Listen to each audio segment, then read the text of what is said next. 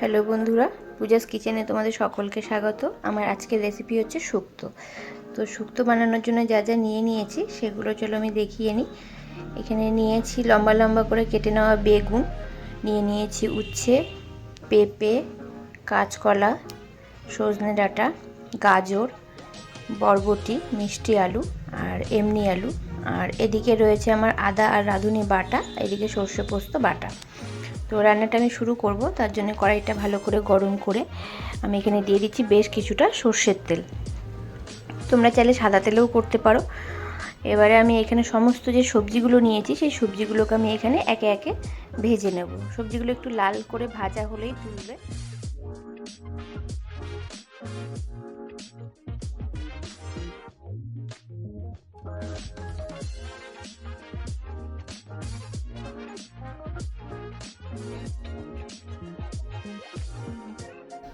সবার শেষে আমি ভেজে নিচ্ছি উচ্ছেগুলো।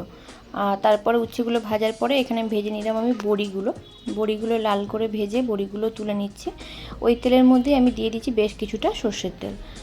এদিকে ফোড়নের জন্য নিয়ে নিচ্ছি আমি তেজপাতা, আর দিয়ে দিচ্ছি আমি এখানে কিছুটা পাঁচ ফোড়ন,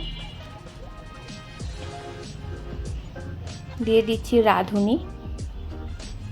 রাঁধুনিটা দিয়ে এখানে আমি আদা আর রাঁধুনি পেস্ট করে রেখেছিলাম সেটা আমি এর মধ্যে দিয়ে দিচ্ছি। আর 1 চামচের মতন আমি এখান থেকে রেখে দিচ্ছি। ভালো করে মশলাটাকে একটু ভাজা ভাজা করে এর মধ্যে আমি দিয়ে দেবো ভেজে রাখা সবজিগুলো দিয়ে ভালো করে নাড়াচাড়া করে যখন দেখবো যে একটু মশলার সাথে ভালোভাবে মিশে গেছে, তখন আমি এর মধ্যে দিয়ে দিচ্ছি সর্ষে পোস্ত যে বেটে রেখেছিলাম সেই মশলাটা দিয়েও ভালোভাবে কষিয়ে এর মধ্যে দিয়ে দিচ্ছি স্বাদ মতো নুনটা দিয়ে আবারও বেশিক্ষণ ভালো করে কষিয়ে নিয়ে এর মধ্যে দিয়ে দিচ্ছি বেশ কিছুটা গরম জল। আর তার সাথে আমি এখানে 500 মতন দুধ অ্যাড করেছি। দুধটা দিয়ে ভালোভাবে ফুটতে দেবো। ভালোভাবে ফুটে গেলে এর মধ্যে আমি দিয়ে দিচ্ছি স্বাদ অনুযায়ী চিনিটা দিয়েও ভালো করে নাড়াচাড়া করে নিয়ে এর মধ্যে আমি দিয়ে দেবো বরবটি ভাজা। আর ভেজে রেখেছিলাম যে বরবটিটা লাস্টে দেওয়ার কারণ এটাই যে এগুলো খুব তাড়াতাড়ি সেদ্ধ হয়ে যায়, দিয়ে যাতে গলে না যায় একদম, সেই জন্যে বরবটি বেগুন এগুলো আমি লাস্টেই দিচ্ছি। আর সবার লাস্টে দেবো হচ্ছে উচ্ছেটা দিলেও তিতোটা কম হয়, সেই কারণে লাস্টে দেওয়া। তো এখানে আমার শুক্তো প্রায় মোটামুটি রেডি হয়ে এসেছে।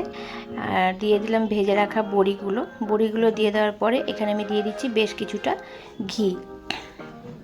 ঘিটা দিয়ে ভালো মতন নাড়াচাড়া করে নিয়ে এখানে আমি দিয়ে দেবো আদা আর রাঁধুনি বাটা কিছুটা আমি রেখে দিয়েছিলাম, সেটাই আমি এর মধ্যে দিয়ে দিচ্ছি। দেখো রেডি হয়ে গেল আমাদের দুধ শুক্তো। তো আমার রেসিপিটি কেমন লাগলো অবশ্যই কমেন্টে জানিও।